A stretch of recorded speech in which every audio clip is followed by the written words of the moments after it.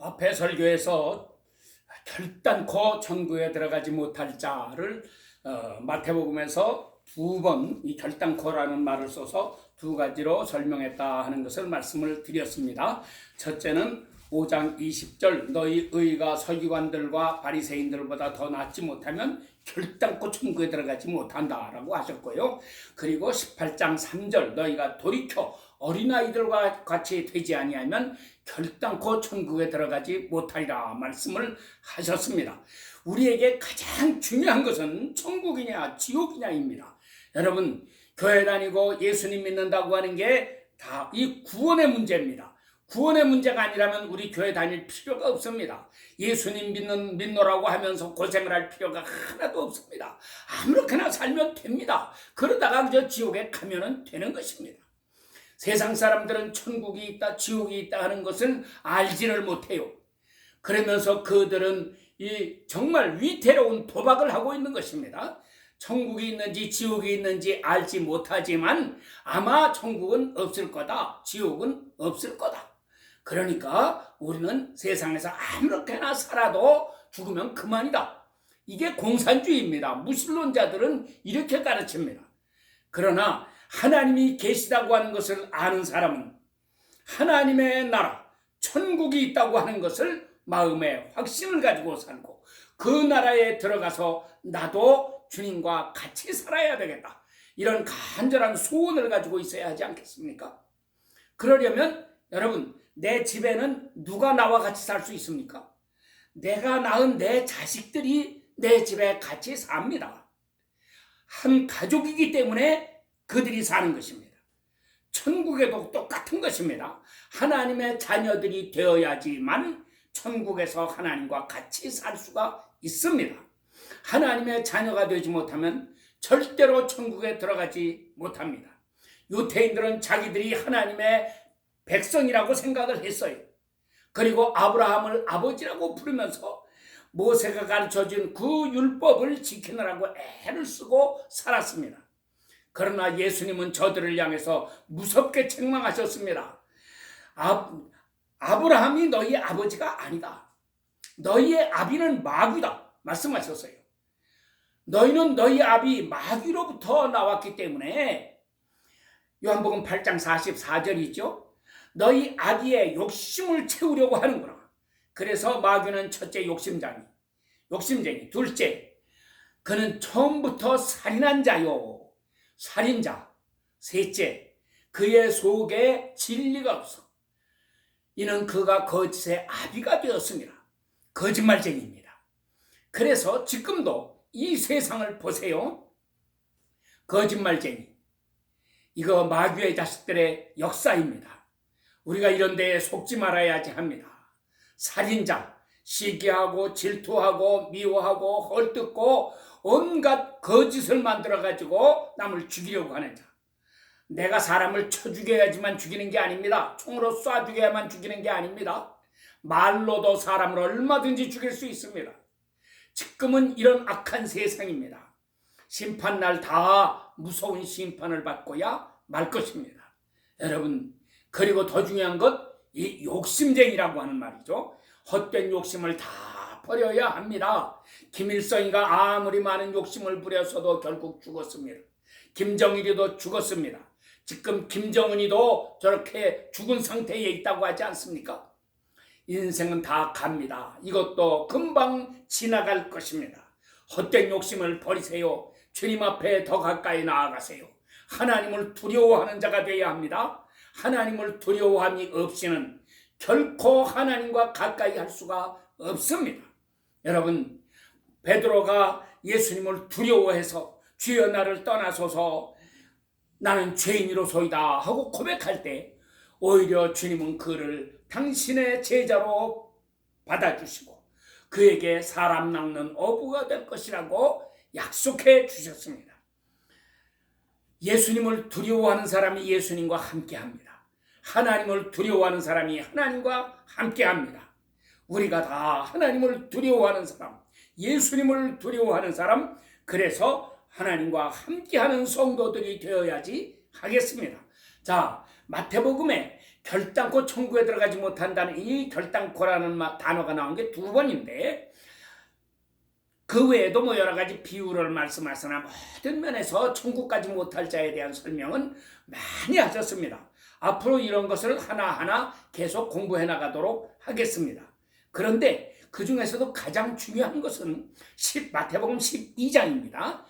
예수님이 귀신을 쫓아내셨어요. 그랬더니 사람들이 와서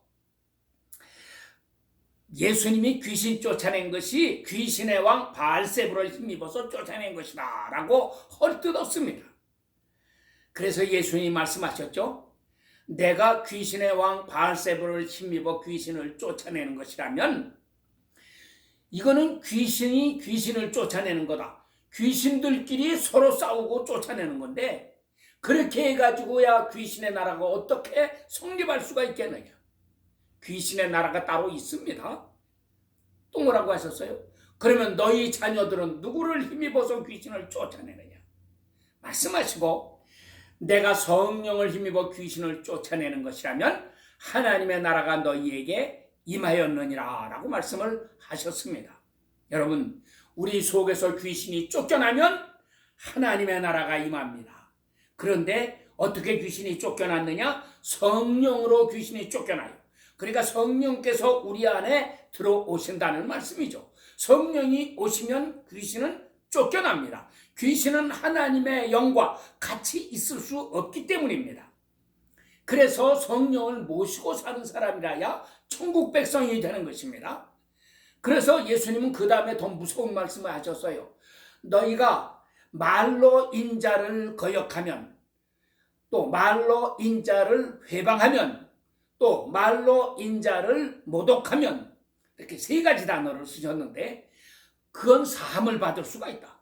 그러나 말로 성령을 거역하는 자, 성령을 회방하는 자, 성령을 모독하는 자는 이 세상과 오는 세상에도 영원히 사함을 받지 못할 것이다. 얼마나 무서운 말씀입니까? 여러분, 정말 우리가 이 말씀을 마음에 깊이 새겨야지 합니다. 그러면 성령을 회방하는 게 대간절 뭐냐? 옛날 유태인들은 하나님을 자기들이 가장 잘 섬기는 줄 알았습니다. 그런데 하나님의 아들 예수님이 사람의 몸을 입고 세상에 오셨더니 알아보지 못했습니다. 그를 십자가에 못 박아 죽였습니다. 자, 성령을 회방하는 자는 저 바깥의 불신자들이 아닙니다. 하나님을 모독하고 회방한 자, 예수님을 회방하고 예수님을 죽인 자는 불신자들이 아닙니다. 다 하나님을 잘 섬긴다고 하는 자들이었습니다. 이치는 똑같습니다. 누가 성령을 회방하느냐? 저 바깥 사람들은 성령이라는 말을 들어보지도 못했고 성령에 관심도 없고 전혀 알지를 못합니다. 그러면 누가 성령을 회방하나요? 이것은 교회 안에 있는 자들입니다. 예수님 잘 믿는다고 하는 사람들입니다. 이런 사람들일수록 더욱 오히려 보수파다, 정통파다 하는 사람들일수록 성령의 역사를 싫어합니다. 미국에서도 가장 정통파라고 하는 침례교회가 소위 세세이션 세오리, 성령 은사 종료론, 이런 것을 믿습니다. 그래서 성령의 은사는 초대교회에 이미 끝났고 신약성경 27권이 확정되기까지는 성령이 역사하셨지만 그 이후에는 성령의 역사가 더 필요가 없다.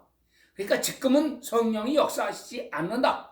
특별히 방언하는 것, 병 고치는 것, 이거는 성령의 역사가 아니다.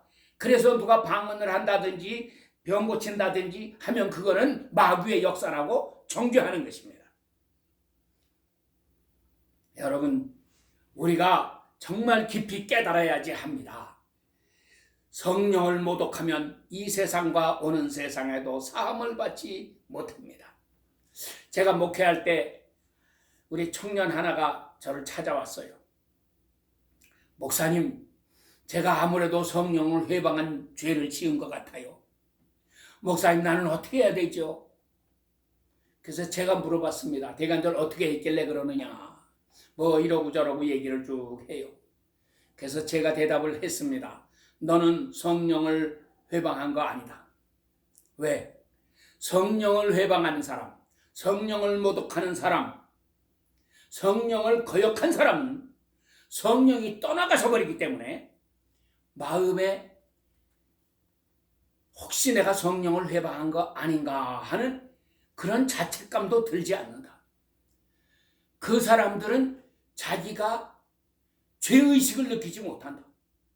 물론 세상 도덕적인 죄는 죄의식이 느껴지겠죠. 그렇지만 성령의 역사에 대한 죄의식은 느껴지지 않습니다. 그러므로 너는 성령을 회방한 거 아니야. 그리고 그 청년을 위해서 기도해 주었습니다. 마찬가지 우리가 이 성령의 역사를 회방하는 어리석은 자가 되지 말아야 하겠습니다. 자, 마태복음에서는 12장에서는 성령을 회방하는 자, 그가 사함을 받지 못한다고 말씀을 하셨고요. 요한복음에 가서 보면 요한복음 3장에 니고데모가 예수님을 찾아왔을 때에 니고데모에게 사람이 물과 성령으로 거듭나야 한다 하는 것을 말씀하실 때에 3절과 5절입니다. 물과 성령으로 거듭나지 아니하면 하나님의 나라를 볼 수 없다. 물과 성령으로 거듭나지 아니하면 하나님 나라에 들어갈 수가 없다 하고 단정해서 말씀을 하셨습니다. 주님의 말씀을 우리가 가볍게 들으면 큰일 납니다. 이런 말씀을 마음에 새겨야 합니다. 여러분, 그러면서 자기 자신을 살펴야 합니다. 나는 과연 물과 성령으로 거듭난 새 사람이 되었는가? 니고데모는 깨닫지 못했어요. 랍비여, 사람이 모태에서 한번 나왔는데 물과 성령으로 거듭나야 된다니 그게 무슨 말씀입니까? 어머니 뱃속에 다시 들어갔다 나와야 한다는 말입니까? 그래서 예수님 말씀하셨어요. 육으로 난 것은 육이요 영으로 난 것이 영이다. 내가 너에게 거듭나야 되겠다고 하는 말을 이상하게 여기지 마라. 내가 말하는 것은 육으로 나는 게 아니야. 어머니 뱃속에서 나온 건 육으로 난 거야. 그런데 영으로 나아야 된다. 성령으로 나아야 된다. 그러나 니고데모가 그 말씀을 이해할 수가 없었죠.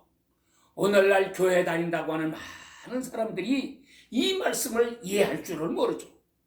이 사람들은 그냥 여전히 자기 육신을 따라서 살면서도 교회 다니고 믿는다고는 고백을 하니까 그러니까 자기가 거듭난 줄로 착각을 하고 삽니다. 아니에요. 성령으로 거듭나면 영의 사람이 됩니다. 영적인 것에 대해서 갈급함이 생깁니다. 영을 사모하게 됩니다. 영의 은사를 사모합니다. 그러니까 성령의 은사를 사모하게 돼요. 사도행전 2장 38절 베드로가 외치지 않았습니까? 너희가 회개하여 각각 예수 그리스도의 이름으로 세례를 받아라. 그리하면 성령을 선물로 받으리라. 또 우리 개정판에서는 성령의 선물을 받으리라. 성령의 선물, 성령 자체가 선물이기도 하고 성령께서 주시는 은사들이 선물이기도 하고 그렇게 되는 거죠. 그러니까 성령 받으면 내 속에 성령의 역사가, 성령의 은사가 이렇게 나타난다고 하는 것입니다. 성령 받은 증거가 나타난다고 하는 것입니다. 그래서 초대교회에서 가장 흔하게 나타났던 것은 방언의 은사였습니다. 그리고 병 고치는 역사였습니다. 귀신들이 쫓겨나가는 역사였습니다. 이것은 예나 이제나 똑같은 것입니다. 그래서 성령이 우리에게 임하시면 놀라운 변화가 임합니다. 그래서 능력이 나타납니다. 기도의 능력이 있습니다. 말씀의 능력이 있습니다. 전도에도 능력이 나타납니다. 범사에 하나님의 능력이 함께하는 것을 체험하면서 살아가는 사람이 되는 것입니다. 여러분들에게 이 놀라운 역사가 일어나야지 하겠습니다. 하나님이 참으로 기뻐하시는 일을 이루어 나가는 복된 성도들이 되어야지만 하겠습니다. 물과 성령으로 거듭난다. 이 말은 다른 말로 바꿔 말해서 하나님의 씨가 우리 속에 들어와야 된다고 하는 말입니다. 그래야 내가 하나님의 자녀입니다. 내 아들, 내 딸은 내 씨를 받아가지고 태어났기 때문에 내 자녀들입니다. 마찬가지로 우리가 하나님의 자녀가 되려면 하나님의 씨를 받아야 합니다. 그래서 예수님이 하나님이시라고 하는 게 어떻게 알 수가 있느냐? 예수님은 성령으로 잉태되셨기 때문에 성령이라고 하는 씨를 받아가지고 태어나신 분이었기 때문에 예수님은 하나님의 아들이시고 그래서 이분이 하나님이신 것입니다. 마찬가지 우리들에게도 하나님의 씨가 들어와야 됩니다. 그러면 하나님의 씨가 무엇이냐? 첫째는 하나님의 말씀이 씨가 되는 거죠. 예수님은 씨 뿌리는 비유를 설명하시고 말씀하시고 그 다음에 설명하시면서 이 씨는 하나님의 말씀이다 라고 가르치셨습니다. 그래서 하나님의 말씀, 다른 말로 바꿔 말하면 십자가의 도, 십자가를 통해서 우리를 구원하신 이 놀라운 생명의 말씀, 이 하나님의 오묘한 이치, 이 하늘의 진리, 이것이 우리 속에 들어와서 이것이 내 사상, 내 생각을 사로잡아야지 하는 것입니다. 그때에 우리는 하나님의 참 자녀가 되는 것입니다. 둘째로 하나님의 씨는 성령이죠. 성령, 하나님의 영이 내 안에 들어오는 것입니다. 영은 영어로 스피릿입니다. 그러니까 우리말로는 영이라고도 번역하고 정신이라고도 번역하죠. 아버지의 사상을 내가 물려받는 것입니다. 하나님의 사상을 물려받은 사람이라야 합니다. 그런데 오늘날 교회 안에 마귀의 사상을 가지고 있는 인간들이 얼마나 많습니까? 그들은 하나님의 자녀가 아니고 마귀의 자식들이 교회에 들어와서 교회를 무너뜨리려고 이렇게 권모술수를 쓰고 발악을 해야 되는 것입니다. 깨어 일어나야 합니다. 우리는 하나님의 자녀답게 하나님의 영으로 충만한 사람들이 되어야 합니다. 그래서 예수님은 십자가에 못 박히시기 전에도 성령이 오셔야 된다, 보혜사가 오셔야 된다 하는 것을 많이 가르치셨지만 부활하신 후에도 제자들에게 성령을 받아라 말씀하셨습니다. 사도행전 1장에도 분명히 말씀하셨습니다. 너희는 예루살렘을 떠나지 말고 아버지께서 너희에게 약속하신 것을 기다려라. 너희는 몇 날이 못되어 성령을 받으리라 라고 말씀을 하셨습니다. 그러시면서 성령을 받으면 너희가 능력을 받게 된다. 그리고 온 유대와 예루살렘과 온 유대와 사마리아와 땅끝까지 이르러 나의 증인이 되리라 라고 말씀을 하셨습니다. 여러분, 성령 받아야 하나님의 사람입니다. 이것을 로마서 8장 바울은 13절 14절에 다 이렇게 설명하죠. 하나님의 영이 없으면 하나님의 자녀가 아니다. 하나님의 영이 나의 영과 더불어 내가 하나님의 자녀인 것을 증명한다. 그래서 우리는 성령이 충만해야 구원의 확신을 가지게 되는 것입니다. 그러면서 하나님과 동행하는 기쁨과 감격을 가지고 살아가게 되는 것입니다. 더 나아가 하나님의 씨는 예수 그리스도의 보혈입니다. 그 피가 마음속에 큰 증거 됩니다. 주님의 십자가의 사랑, 십자가의 은혜, 십자가를 통해 나에게 주시는 이 큰 감격과 기쁨을 우리 속에 심어주시지 않습니까? 여러분, 이 은혜가 여러분들에게 충만하시기를 축원합니다. 아멘.